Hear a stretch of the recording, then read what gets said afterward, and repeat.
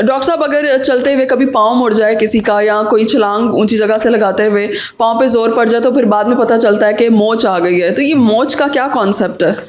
Basically मोच ligamentous की खिंचाव को, स्प्रेन को मोच कहते हैं। होता ये है कि चलते फिरते, सीढ़ियाँ चढ़ते उतरते हुए कई दफ़ा बैलेंस ख़राब होता है तो एंकल जॉइंट थोड़ा बहुत ट्विस्ट हो जाता है, या कई दफ़ा जैसे आपने छलांग या कि एक्सीडेंट के साथ भी मिसाइल हो सकते हैं। तो बेसिकली लिगामेंट्स की चोट को मोच कहते हैं। तो इसकी कैटेगरीज होती हैं डिफरेंट तरह की, कि टाइप 1, 2, 3 अकॉर्डिंगली फिर उसकी जो है वो हम आई थिंक बॉडी बिल्डर्स में भी इस तरह के केसेस सुनने में आता है जहाँ पे उनके लिगामेंट्स टेयर हो जाता है, या इस तरह की चीज़ें। बेसिकली जहाँ पे जोड़ है, बोन्स हैं, वहाँ पे लिगामेंट्स भी हैं। जब लिगामेंट्स की इंजरी होगी तो ये मोच हो सकती है।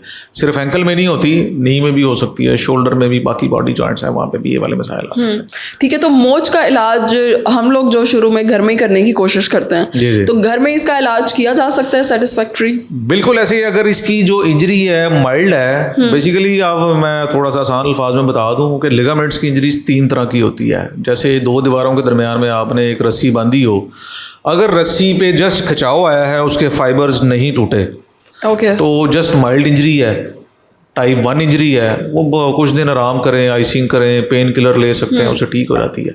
कई दफ़ा मोच थोड़ी सी सीवियर भी होती है कि कुछ फाइबर टूट गए हैं, बाकी फाइबर अपनी जगह पे काम कर रहे हैं।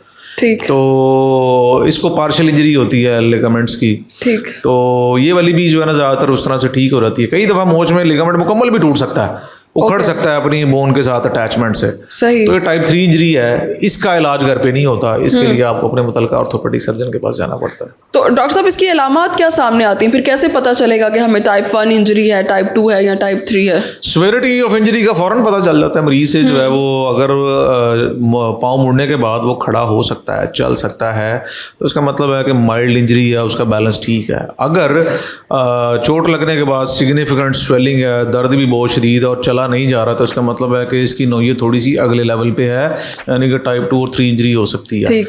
अगर टाइप 2 इंजरी है तो फिर वो घर पे रह के कुछ दिन आराम करें और सिम्टोमेटिक मेडिकेशन लेके उसको मैनेज किया जा सकता है घर पे। अगर घर पे आराम भी कर लिया, मेडिसिन भी ले लिया और नहीं सेटल हो रहा, then you have to go to the orthopaedic surgeon. फिर हमारे पास कुछ इन्वेस्टिगेशंस होती हैं कि उसमें हड्डी की साथ में चोट तो नहीं है, लिगामेंट के साथ वो फ्रैक्चर तो नहीं हुआ या लिगामेंट पूरा तो नहीं टूट गया। ऐसी सूरत हाल में फिर उसकी कई दफ़ा हमें सर्जरी भी करनी पड़ती है। ठीक है, मतलब अगर लिगामेंट पूरा टूट जाए तो उसको बैंडेज के जरिए फिर ठीक नहीं किया जाता? नहीं, फिर वो फिर उसको जो है ना दोबारा से रिपेयर किया जाता है लिगामेंट को। तो अमूमन एक मोच को ठीक होने में कितना टाइम लग जाता है? कितने टाइम का बेड रेस्ट? माइल्ड सिवियरिटी है, आप 3-4 दिन से लेके मतलब हल्की फुल्की है तो 3 दिन काफ़ी है, कई दफ़ा हफ्ता भी लग जाता है, 2-3 हफ्ते भी लग जाते हैं, इवन 6 वीक्स भी लग जाते हैं अगर पार्शियल इंजरी है और सिग्निफिकेंटली स्वेलिंग है। तो सिवियरिटी के हिसाब से सिम्टम वेरी करती है। तो 3 days to 6 weeks तक बगैर ऑपरेशन वाले मसाइल हल हो जाते हैं। ठीक। मेडिकेशन की ज़रूरत तो नहीं पड़ती इसके साथ? मेडिकेशन की डेफिनेटली हमने पेशेंट को सिम्टम फ्री रखना है। कोई दर्द की दवाइयाँ दे सकते हैं, आइसिंग करें, एंटी इन्फ्लेमेटरी कुछ मेडिकेशन आती हैं वो लें, आराम करें, हल्की फुल्की बैंडेज, गर्म पट्टी जिस तरह से आती है वो लपेट के पेशेंट को कंफर्टेबल किया जा सकता है। तो आइसिंग कितनी फ़ायदेमंद होती है, जैसे कि आपने बात की? एक्यूट इंजरीज जो है उनमें आइसिंग का काफ़ी रोल होता है। बेसिकली आइसिंग की वजह से जो स्वेलिंग का अमल है वो स्लो हो जाता है, स्टॉप हो सकता है, और पेशेंट की जैसे स्वेलिंग कम होती है तो उसकी सिम्टम भी, पेन वाले मसाइल भी कम हो जाता है। ओके, बहुत शुक्रिया।